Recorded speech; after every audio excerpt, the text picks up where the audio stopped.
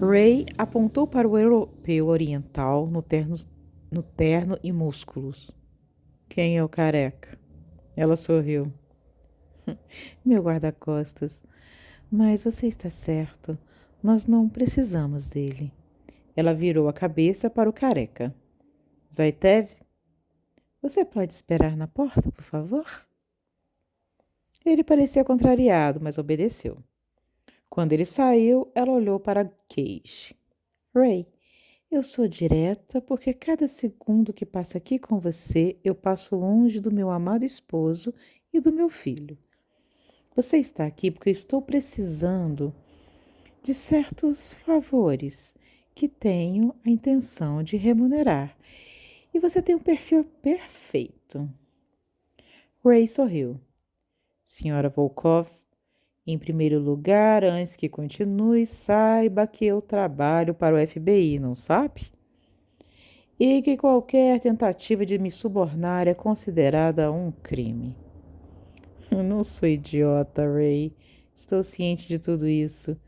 Sabe, eu não estudei muito. Na verdade, saí de casa aos 14 anos e cometo erros gramaticais horríveis ao tentar escrever qualquer coisa. Mas existe um certo tipo de perspicácia e inteligência que só se aprende nas ruas. A falta de instrução eu disfarço com algumas palavras incomuns e com a expressão bem simples de uma linha de pensamento organizada. Não é difícil. O que não consigo com a minha esperteza, meu dinheiro compra. E sua beleza é o suficiente para confundir até o mais malandro dos federais, pode ter certeza. Nem tente me seduzir. Sou apaixonada pelo meu marido. Bem, não custava tentar, não é mesmo? Ela apertou os lábios. Ele ainda sorria. Graeme suspirou. Foi transferido para a força-tarefa de Francesca Strong, que tem como seu principal objetivo hoje desmantelar a quadrilha mais conhecida como Família Conitti, estabelecida em Vegas, quando Vittorio Conitti solidificou vínculos submissos à família Gnotti, de Nova York, e recebeu o Cassino Bayside como desculpa para mudar para cá e gerenciar os negócios. Estou certa? Está certa. Corrija-me se estiver equivocada, mas hoje a família Bonini está expandindo seus negócios e quer parte do território de Vegas, sob o comando do filho do Dom, Bruno Bonini. Isso significa que uma guerra entre os Bonini e os Conites é inevitável. Ray sentiu um frio na espinha. Ela falava como alguém que tem os olhos e ouvidos por toda parte. Levantou a mão. Eu não diria que é uma guerra inevitável, Volkov. Eu diria que Tony vai ter que chegar a um acordo com Bonini em breve. E ele sabe que se pressionar Gnocchi, não vai conseguir apoio, já que Gnocchi é uma das 5 famílias, junto com Bonini. Ou Tony aprende a ceder, ou sim, haverá uma guerra. E você acha que Tony Konichi é capaz de ceder? Ray tivera a mesma conversa com Strong na semana anterior e respondeu com sinceridade rara. Não. Acho que haverá uma guerra e também conheço Tony o suficiente para saber que ele não vai dar o primeiro passo. Quem vai atacar primeiro são os Bonini. Ela sorriu. Mas você não conhece Tony como eu. E ele vai revidar 10 vezes mais forte, sentindo-se justificado, chamando um ataque furioso de reação. Está na hora de você me explicar quem é e exatamente o que quer comigo, senhora Volkov. Pensei que queria ser direta. Ela colocou as mãos para cima, devagar, como se ele estivesse apontando uma arma para ela. Ele achou o gesto tão sexy que precisou fazer um esforço para não partir para cima dela. Calma, Ray. Preciso que me ajude num projeto pessoal. Sei que é ambicioso e gosta de dinheiro. Sei que é um homem bom e quer ver esses desgraçados todos atrás das grades. Quero te ajudar a ser tudo o que você quer ser. Ele não aguentou. Levantou-se e se aproximou dela. Volkov olhou para cima com um sorriso sutil no rosto, alinhado com a virilha dele. Então, isso é um suborno? Não, é uma oferta de recompensa por um favor. Que favor? Quando essa guerra começar, alguns assassinatos serão inevitáveis, de ambos os lados. Quero me aproveitar dessa situação para me vingar de um velho inimigo. Você vai entregá-lo para mim. Um dos seus capangas não poderia fazer isso? Preciso de alguém com know-how e credibilidade. Alguém intocável pelas outras famílias. Quem é a pessoa? Você precisa de tempo para pensar. Quando tiver uma resposta, eu te falo quem é. Mas vai sair daqui com um valor. 4 milhões. Depositados na conta que você quiser. É uma bela aposentadoria, Ray. Então ela levantou-se, próxima demais dele. Ele sentiu uma mão delicada esbarrar na virilha e ela sorriu. Isso tudo foi o valor ou eu? Faz ideia de estar se metendo? Ray, dentro de uma semana você vai me responder essa pergunta. Charlie encontrou Marion na piscina quando dava a volta matinal na casa. De biquíni roxo e óculos de sol, ela lia um livro que segurava com um braço estendido para cima, que servia também para bloquear a luz. Sem pensar, ele caminhou até ela, adorando o cheiro de cloro da piscina olímpica de Tony. Bom dia. Ela baixou o livro e levou uma mão à testa para enxergá-lo melhor. Bom dia, Charlie. Não quis tomar café da manhã? Não. Ela deu de ombros. Estava ansioso para comer um donut de chocolate na sua frente. Ela forçou um sorriso e ele percebeu que não achara graça. Até então, Charlie estivera levando toda aquela história de dieta na brincadeira, como um drama ridículo da vida de um casal multimilionário. Percebeu pela primeira vez que podia ser um indicativo de algo pior acontecendo dentro dela. E o que você tem a ver com isso? Nada, otário. Ele se forçou a sair de perto dela. Ray telefonou para a Sra. Volkov uma semana depois do primeiro encontro deles. Como Vladimir havia previsto, ele pediu-lhe para encontrá-la no escritório. Ela não tinha nada a esconder, então foi. Ele a conduziu a uma pequena sala. Então, por... Desculpa. Então, por que me trazer aqui, Gage? Ela sorriu confortável em sua poltrona, um crachá brilhante de visitante preso ao vestido justíssimo. Seu território? Para mostrar o quanto você é poderoso? Cage soltou uma risadinha. Não, eu só quero ficar sozinho num quarto de hotel com você de novo e... Ah, é tentador demais. Graham sorriu. Então, você me investigou, descobriu algumas coisas e está intrigado. Bem, sim.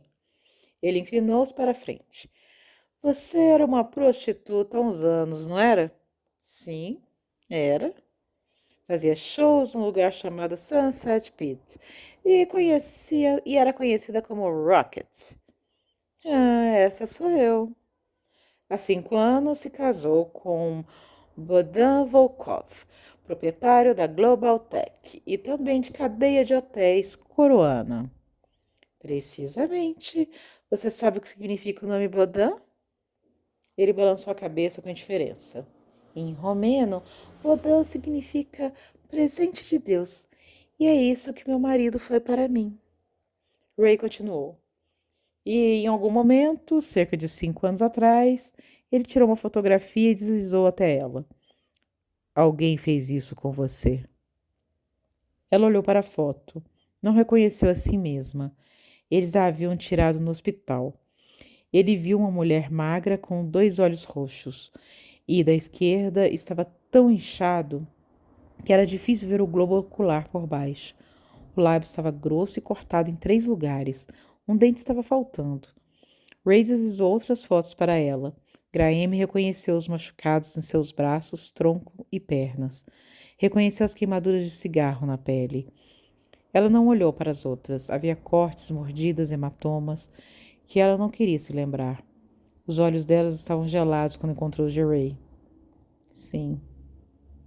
Ele balançou a cabeça. Você está me dizendo que Tony fez isso com você. Ele sussurrou o dedo indicador na foto. Eu nunca disse isso, agente Cage.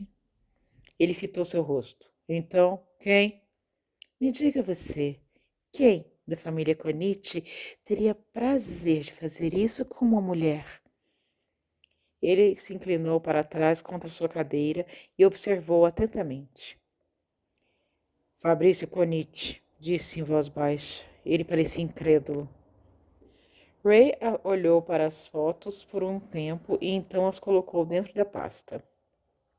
Nosso trato está de pé, Cage. Ela pressionou.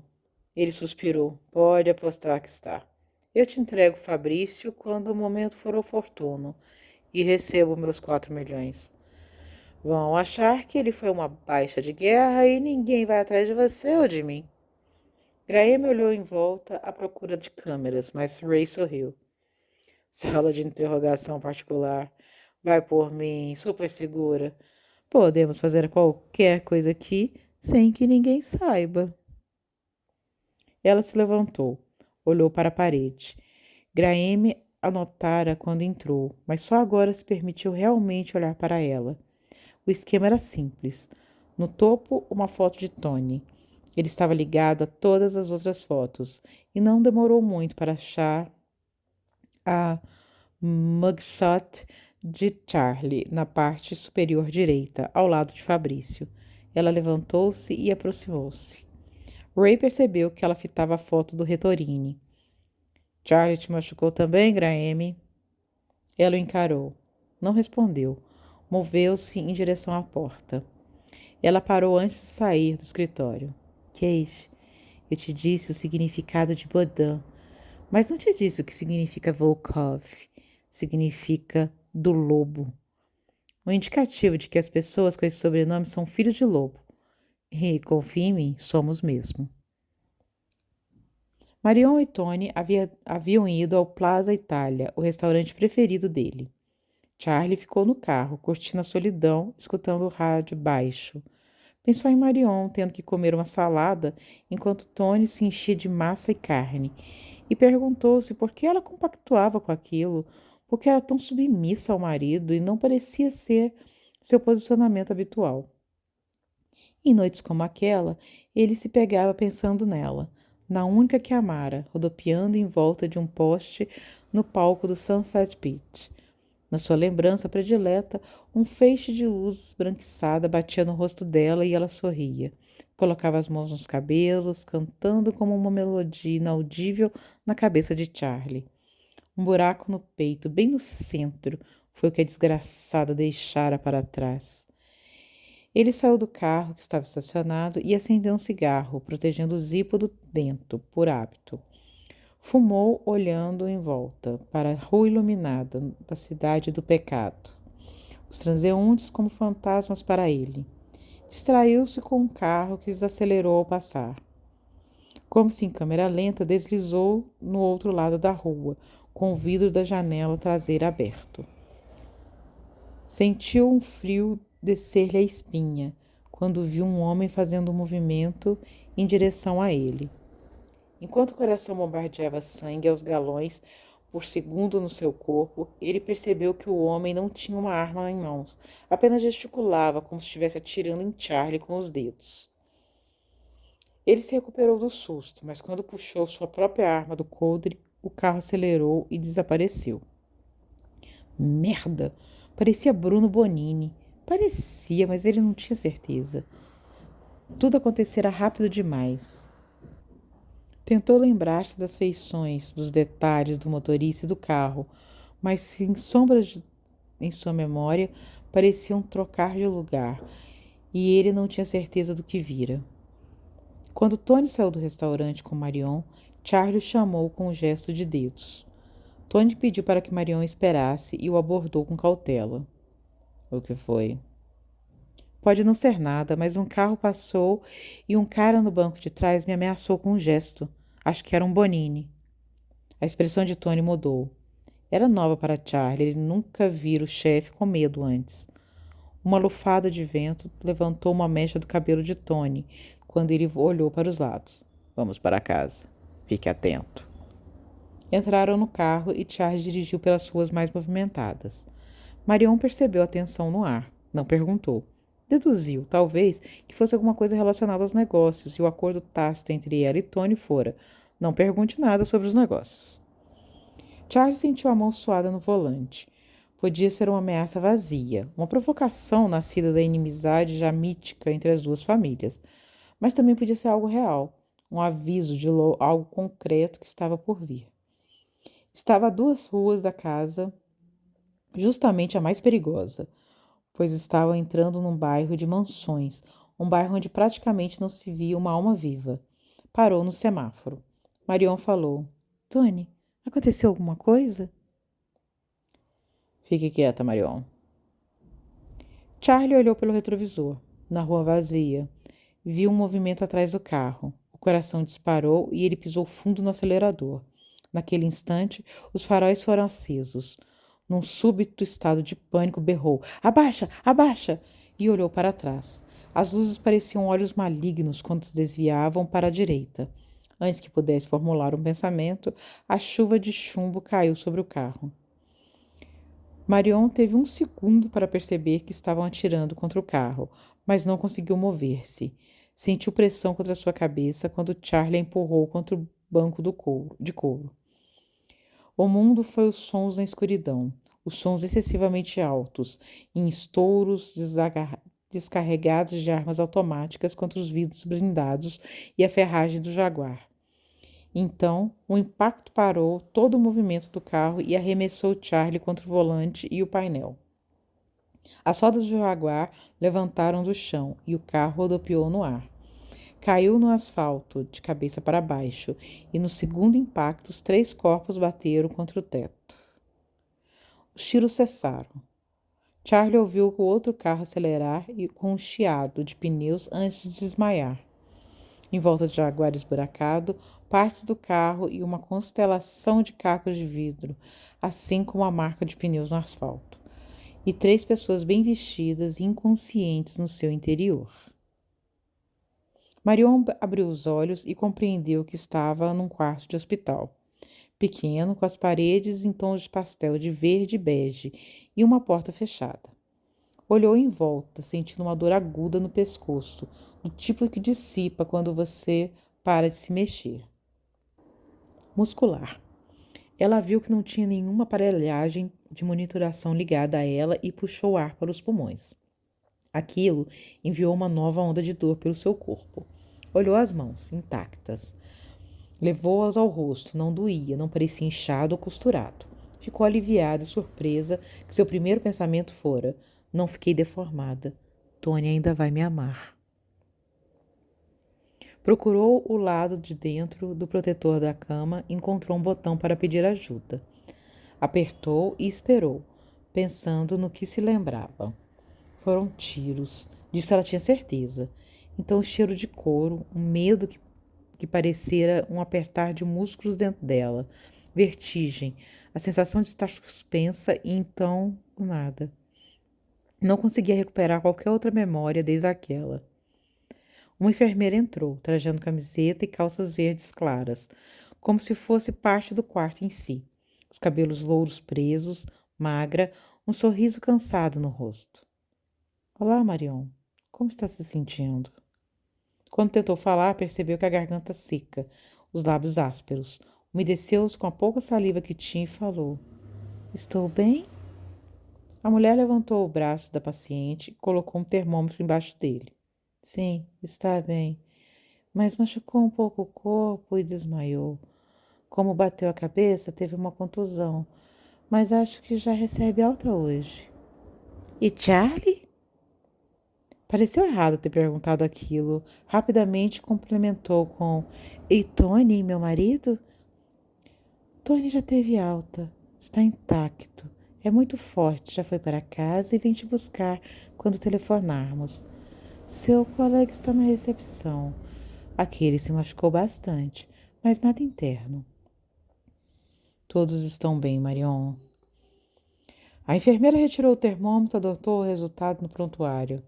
Você está bem, mas os exames indicam uma anemia. Precisa comer. Seu almoço está chegando e em breve o médico passa para te dar alta, ok? Ela fez que sim. A enfermeira saiu com um som de borracha contra linóleo e passou por Charlie no seu caminho para fora do quarto. Ele entrou e fechou a porta, e Marion viu o rosto machucado sorrir para ela. Lábio cortado, olho roxo, ele lhe pareceu charmoso naquele momento. Como se sente? Ele perguntou. Sortuda por estar viva. O que aconteceu? Estamos tentando descobrir. Não me venha com essa. Me conte. Eu tenho direito de saber. Não sabemos com certeza quem nos atacou ou o motivo certo, Marion. Essa é a verdade. Mas não queriam nos matar, entende? Perdi o controle do carro e batemos contra o outro que estava estacionado. Capotamos uma vez, não estávamos indo tão rápido e o carro é pesado. Tivemos sorte, mas eles poderiam ter atirado depois disso. Éramos presas fáceis. Acho que estão tentando intimidar Tony para ceder territórios, por medo de iniciar uma guerra. Guerra? Vocês usam essa palavra? Porra, Marion, vamos lá. Você não pode ser tão ingênuo assim. Você sabia que estava casando com um mafioso. Não é possível que eu nunca tenha visto Tony nos jornais, que eu nunca tenha se perguntado de onde vem tanto dinheiro, do motivo pelo qual eu praticamente moro naquela casa, do porquê de tantos homens entrando e saindo naquele escritório. Ah, você não é burra. Ele não me disse que era isso. Antes de me casar, eu perguntei. E eu só quis saber quanta violência estava envolvida. E ele disse que não era o que eu achava, que não era como nos filmes.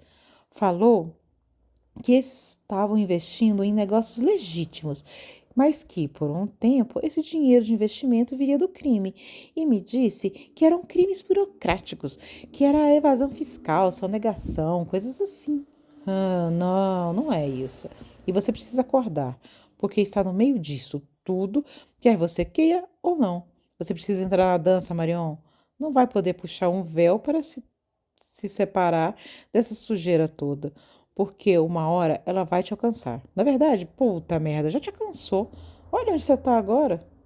Marion desviou o olhar e engoliu em seco. Ele sabia que havia cruzado algum tipo de fronteira, porque Tony não conversava com Marion sobre os negócios, e ele também não deveria. Mas não aguentava vê-la vestida de inocência quando a família estava prestes a entrar numa guerra. Viu nitidamente diante de si uma mulher que se enganara para casar com um homem que ela idealizava. Charmoso, rico e poderoso. Sentiu vontade de sacudi-la para que ela acordasse para a realidade. Não quero ver mais nada, ela sussurrou. Ele suspirou. Não vou falar mais nada. Eu vou fazer o que eu posso para manter você segura dentro desse caos. Porque não se engane, Marion. Dentro de muito em breve as coisas vão se complicar. No escritório, a reunião tinha um ar de clandestina. Pela primeira vez conduzida no meio da noite e pela primeira vez com a presença do Dom Cesare Gnocchi, primo de Frank, chefe da segunda família mais poderosa da máfia do mundo, da máfia italiana no mundo. Apenas os três homens estavam lá, sentados próximos e falando baixo. Em primeiro lugar, Antônio, falou Cesário, um homem alto, calvo, com um nariz romano e olhos claros.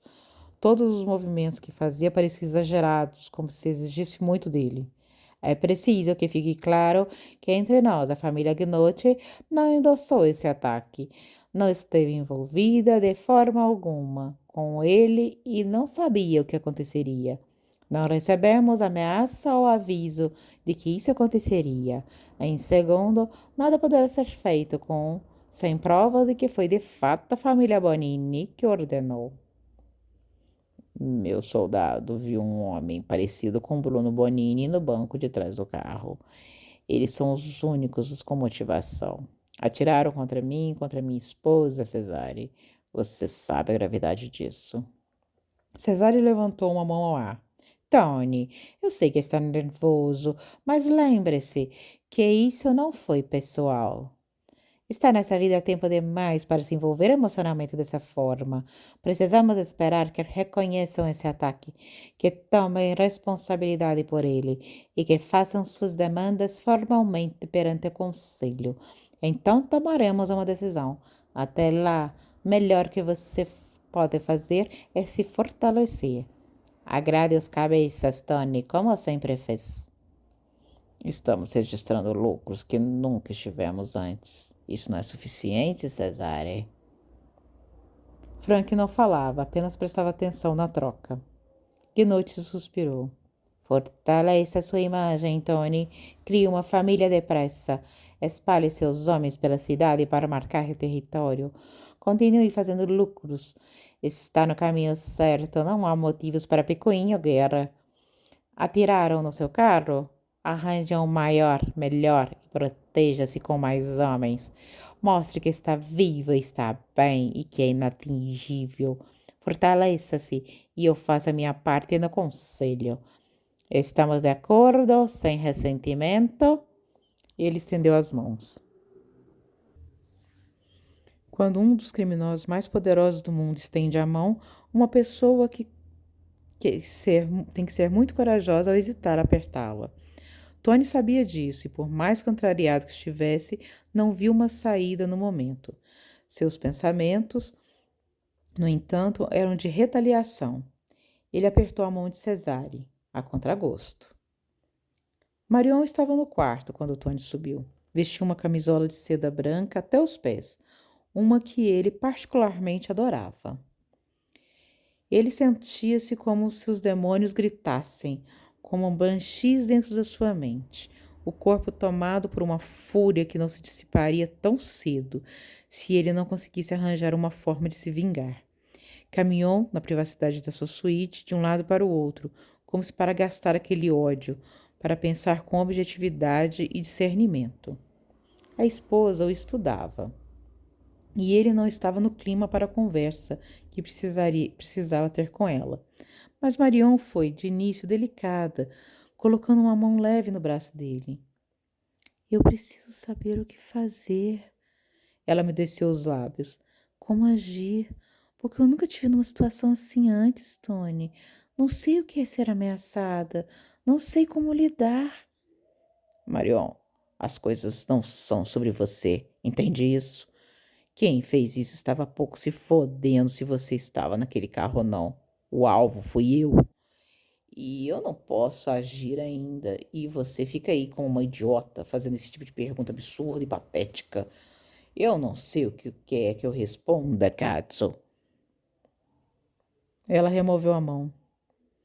Não sei mais o que é isso. Não é um casamento, não é uma sociedade. Eu não sei qual que é meu papel dentro dessa casa, dentro da sua vida. Você me trata como se eu fosse um enfeite. O que você acha que você é?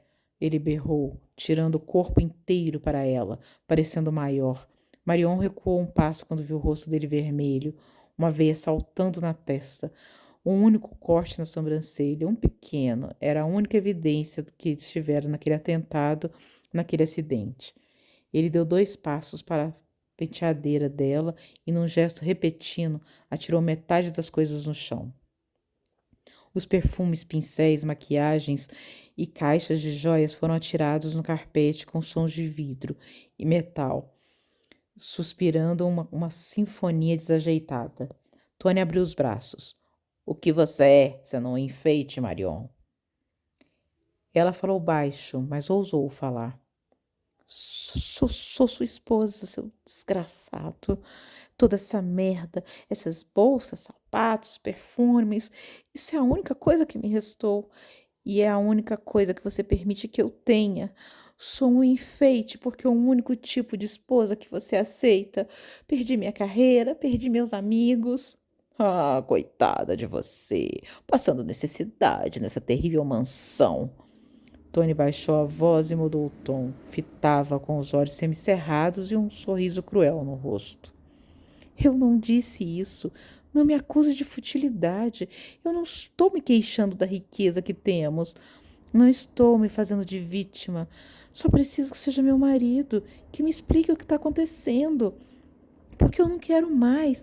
Não posso me dar o luxo de ficar num canto sem saber o que vai me atingir. Está me dizendo o quê, Marion? Que vai começar a agir como uma esposa e não como uma porra de um bibelô? Que vai assumir a merda do seu papel finalmente, cumprir sua função nessa família e como minha mulher? Ela cruzou os braços de forma protetora, abraçando-se. O que quer dizer com isso? Ele fechou a mão no braço dela com tanta força que ela soltou um gemido. Que tudo isso está acontecendo porque você não consegue ser mulher suficiente para me dar a merda de um filho.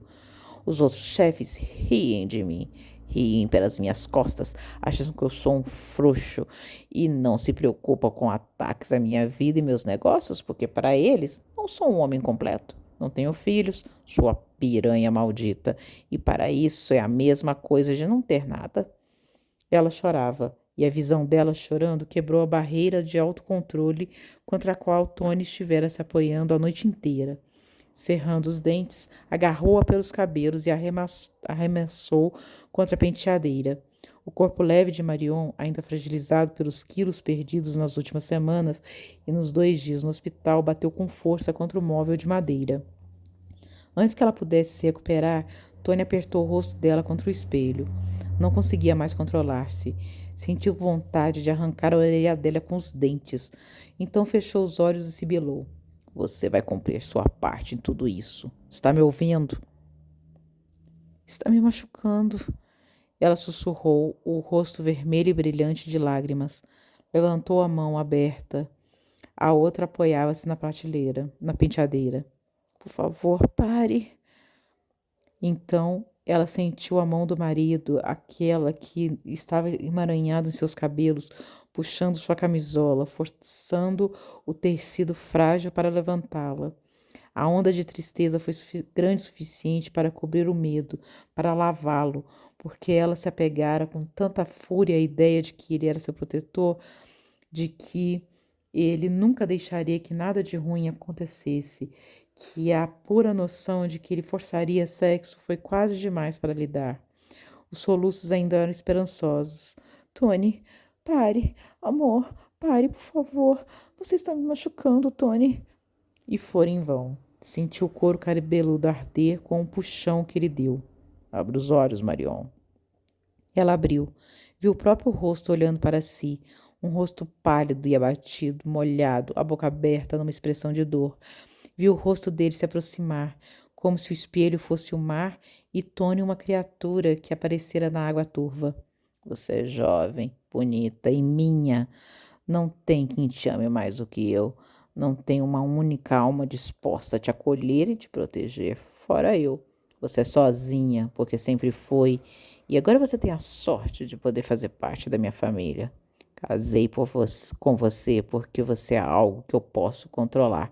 E fui leniente e bondoso até agora, mas não vou mais esperar.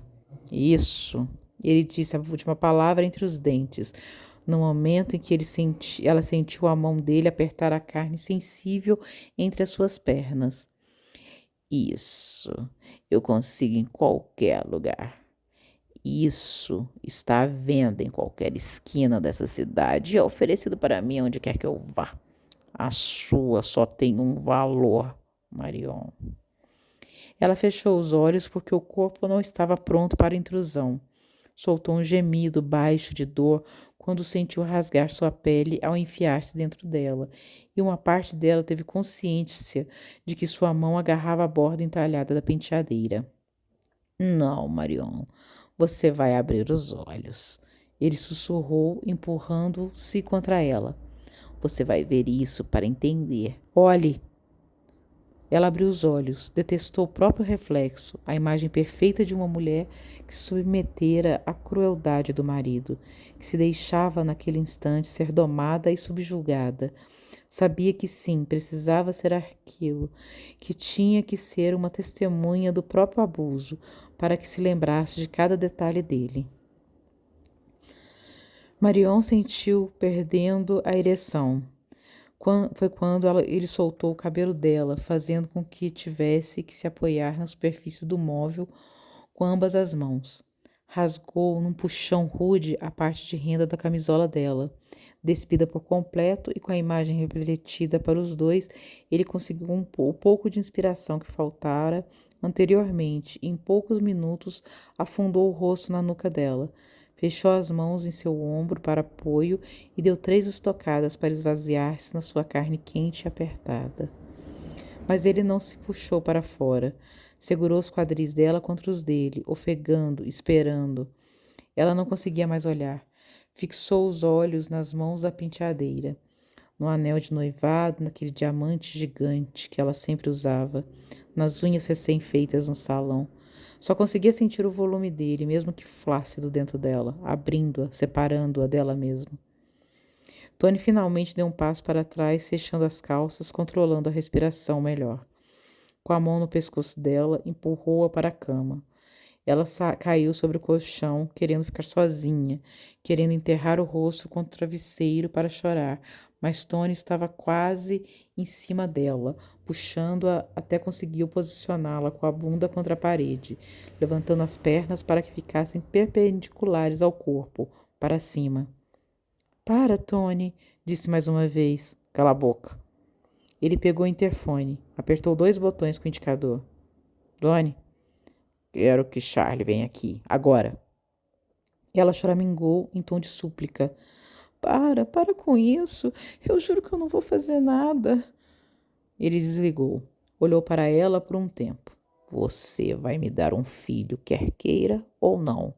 E quando ele nascer, vai ter algo de útil para fazer e vai entender melhor as suas prioridades. Charlie entrou e então parou ao ver Marion deitada com as pernas para cima, nua. Ela puxou um travesseiro sobre os seios, sem conseguir encará-lo, sentindo a humilhação daquilo sobre ela, como uma nuvem. Tony suava quando olhou para Charlie. Vai ficar aqui até amanhecer, porque eu vou sair. Vai vigiá-la. Ela não pode sair dessa posição, entendeu? Charlie começou a entender o sentido do que via. Algo bárbaro acabara de acontecer naquela suíte. Isso ele apenas não apenas percebeu, mas também sentiu. Marion cobria a face com ambas as mãos, e ele ouvia que chorava nelas. Sentiu a agonia de estar ali, invadindo alguma privacidade, alguma intimidade perversa entre o pai e a esposa dele. Sentiu-se sujo. Sim, senhor. Era a única resposta possível, mas deixou um gosto estranho em sua boca. Tony deu um passo adiante e o agarrou pelo ombro do terno. Não importa o quanto ela chore, ou implore, ou que te ofereça qualquer coisa em troca. Ela não vai nem ao banheiro, está me ouvindo? Ele engoliu em seco, evitando olhar para ela. Assentiu. Tony saiu do quarto e bateu a porta com uma força intimidadora. Marion continuava cobrindo o rosto de vergonha. Puta merda, ele pensou, sentindo-se quente a ponto de tirar o paletó. Puta merda, o que ele fez com ela? Viu as coisas dela espalhadas pelo chão.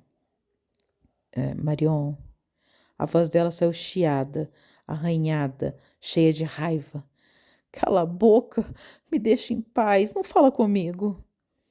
Charlie sentou-se numa poltrona de canto, bem confortável, gorducha, e ficou ali, olhando para ela, tentando entender aquilo. Então se lembrou de um filme que assistira, ainda bem jovem, na sala da casa onde morava, e fora tão feliz com Lauren. No filme, uma mulher estava tentando engravidar. Charlie lembrava-se porque era adolescente na época, e como babaca que era, pensava, eu a engravidaria, lembrando-se da mulher deitada, de pernas para cima, após uma péssima cena de sexo com um homem de bigode espesso que fora a moda na época. A noção de Tony ter feito sexo com ela e se ela chorava não havia sido algo consensual e de agora tê-la forçada a ficar com as pernas para cima parecia algo semelhante a amarrar uma fêmea para ser fecundada pelo macho e gerar filhotes para o lucro. Causou-lhe arrepios. E mais uma vez, um Charlie mais cauteloso dentro dele disse: mas você não tem nada a ver com isso, então faça o seu trabalho, apenas seu trabalho. Marion choramingou por uns 10 minutos, então ficou quieta. Em algum momento, naquele silêncio histérico da suíte, Charlie sentiu os músculos relaxarem contra o estofado.